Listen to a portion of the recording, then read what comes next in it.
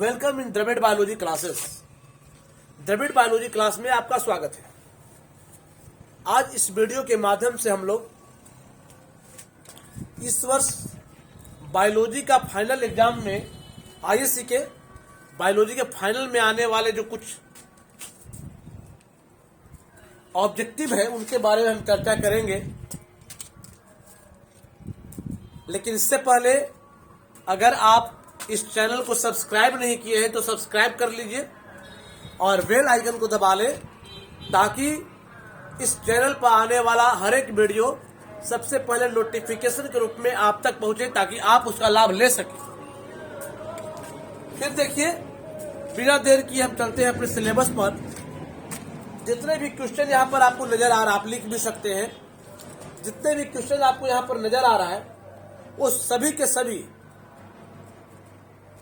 काफी मेहनत के साथ चयनित किया गया है और इनका इतिहास अगर उठा के देखा जाए तो हर एक 2 साल 3 साल के बीच में अंतराल पे आते रहते हैं।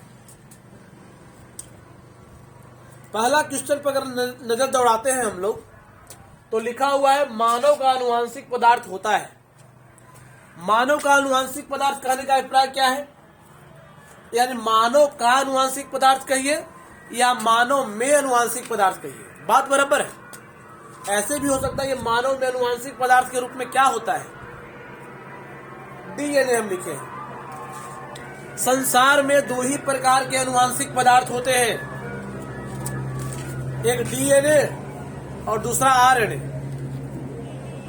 पूरे संसार में जितने भी प्राणी हैं उन सब को अगर मिला दी जाए तो बस 2 ही प्रकार के आनुवांशिक पदार्थ होते हैं, डीएनए और आरएनए। संसार के जितने भी प्राणी हैं उन सब में आनुवांशिक पदार्थ के रूप में काम करते हैं डीएनए, सिर्फ विषाणु को छोड़कर। यानी संसार में सिर्फ विषाणु ही एक ऐसा प्राणी है जिनमें आनुवांशिक पदार्थ के रूप में आरएनए होते हैं, बाकी सब में डीएनए होते हैं। डीऑक्सीराइबोन्यूक्लिक अम्ल आप लिख सकते हो। और विषाणु में आनुवांशिक पदार्थ क्या होता है? तो विषाणु में आनुवांशिक पदार्थ के रूप में आरएनए पाया जाता है। विषाणु में आरएनए और विषाणु के अलावा कोई भी जीव है उसमें आनुवांशिक पदार्थ के रूप में डीएनए काम करता है।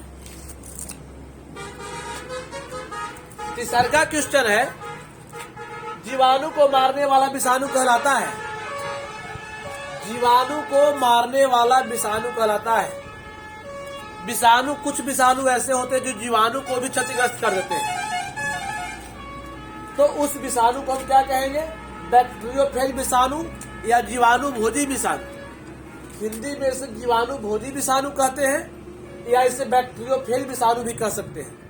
यानी जो विषाणु जीवाणु को मार दे, जीवाणु को बैठ करके उससे तहस कर दे, उससे भोजन ले ले, उसको नष्ट कर दे, तब वैसे विषाणु को हम कहते हैं बैक्टीरियोफेज विषाणु।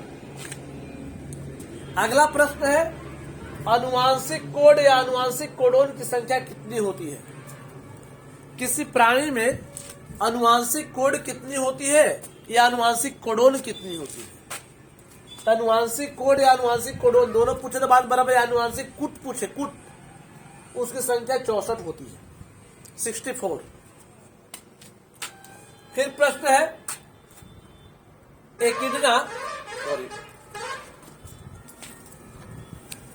एकिडना ऐसे दिखाएगा है, क्या है? तो कहता है संयोजक कड़ी। संयोजक कड़ी किसको कहते हैं? जो 2 प्रजातियों के लक्षण को अपने पास रखता है, वैसे प्राणी को संयोजक कड़ी कहा जाता है।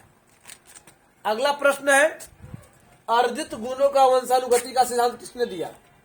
अर्जित गुणों का वंशानुगति होता है। जो गुण प्राप्त दूसरे से किया जाता है वह भी अगले पीढ़ी में जाता है। अर्जित गुणों का वंशानुगति का सिद्धांत किसने दिया?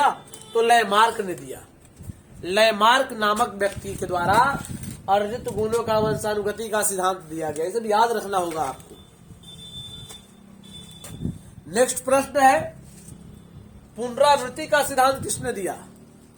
पुनरावृत्ति यानी जो जीव छुपा हुआ है वो पूरा कभी न कभी किसी न वंशज आपके वंशजों में कहीं न कहीं जाकर प्रदर्शित होते हैं, पुनरावृत्ति का सिद्धांत किसने दिया? तो हेकल नामक व्यक्ति के द्वारा दिया गया। हेकल, पुनरावृत्ति का सिद्धांत हेकल नामक व्यक्ति के द्वारा दिया गया।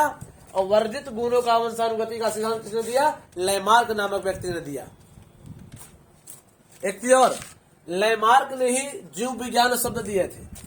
जीव विज्ञान शब्द किसने दिया? लैमार्क ने दिया। जबकि जीव विज्ञान के जनक किसे कहा जाता है? अरस्तु को कहा जाता है। डायनासोर किस युग के दौरान उपस्थित थे? आज के डेट में डायनासोर नहीं है, पहले थे। तो कब थे? मेसोजोइक युग के दौरान थे। मेसोजोइक युग के दौरान डायनासोर इस पृथ्वी पर पाए जाते थे, जो आज इस दुनिया से विलुप्त हो चुके हैं, समाप्त हो चुके हैं। इस तरह से डायनासोर को हम विलुप्त कड़ी भी कहते हैं, विलुप्त जीवधारी भी कहते हैं। प्राकृतिक चयन का सिद्धांत किसके द्वारा दिया गया? तो प्राकृतिक चयन का सिद्धांत किसके द्वारा? डार्विन द्वारा दिया गया। Charles Robert Darwin.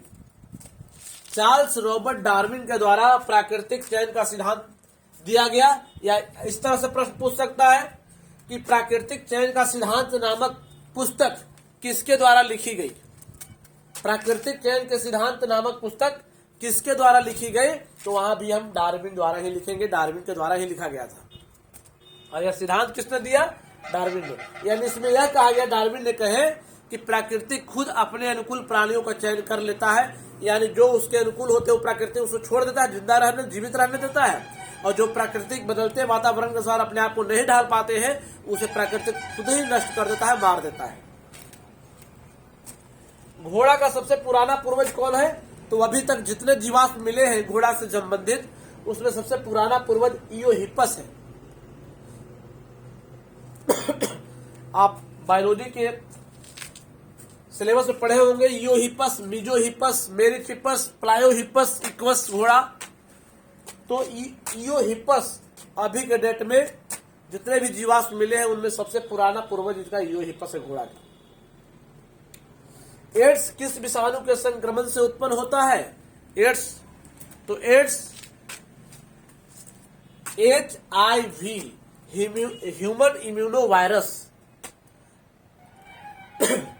HIV नामक विषाणु के संक्रमण से उत्पन्न होता है एड्स, जिसका फुल फॉर्म क्या होता है? ह्यूमन इम्यूनो वायरस, यानी मानव प्रतिरक्षा विषाणु। ये विषाणु जो है मानव के प्रतिरक्षा तंत्र पर ही आक्रमण करता है, यानी मानव के प्रतिरक्षा तंत्र को तहस नहस कर देता है। अगला प्रश्न है, HIV सबसे पहले किसे नष्ट करता है? अगर किसी व्यक्ति में HIV वायरस आ गया, HIV वायरस आ गया, तो उस प्राणी का या उस व्यक्ति का किस चीज को सबसे पहले नष्ट करता है? तो कहता है टी लिम्फोसाइट कोशिका, ब्लड की कोशिका है, WBC का हिस्सा है।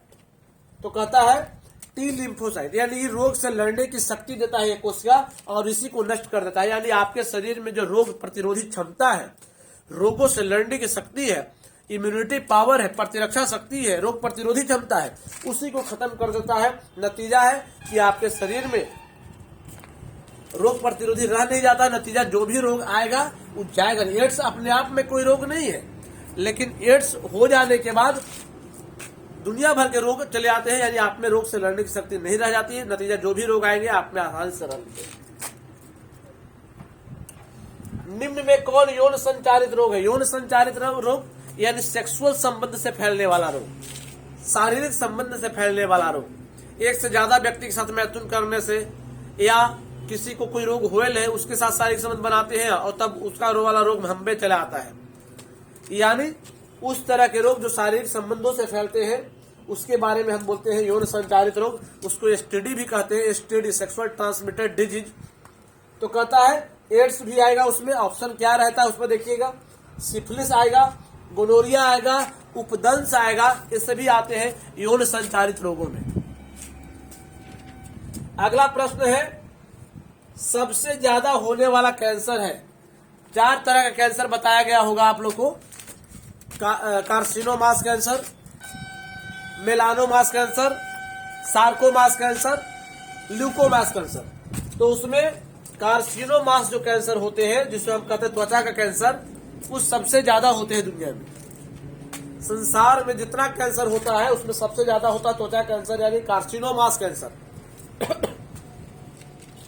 और अंतिम प्रश्न है, हाथी पांव किस कृमि से उत्पन्न होता है? हाथी पांव को फाइलेरिया भी कहा जाता है। फाइलेरिया किस कृमि से उत्पन्न होता है? कृमि तो हम बोलेंगे बाउचेरिया कृमि या बुचेरेरिया कृमि, दोनों नाम आ सकते हैं, बाउचेरिया या बुचेरेरिया। हाथी पांव किस कृमि से उत्पन्न होता है? तो बाउचेरिया या बुचेरेरिया, या ऐसे पूछ सकता है कि फाइलेरिया किस कृमि से उत्पन्न होता है? तो बाउचेरिया या बुचेरेरिया। हाथी पांव भी पूछ सकता है या फाइलेरिया भी पूछ सकता है। इस तरह के और भी वीडियो अगर आप देखना चाहते हैं तो इस चैनल को आप सब्सक्राइब कर ले और बेल आइकन को दबा ले, ताकि इस तरह की तमाम वीडियो सबसे पहले आप तक पहुंच सके और आप उसका लाभ ले सके।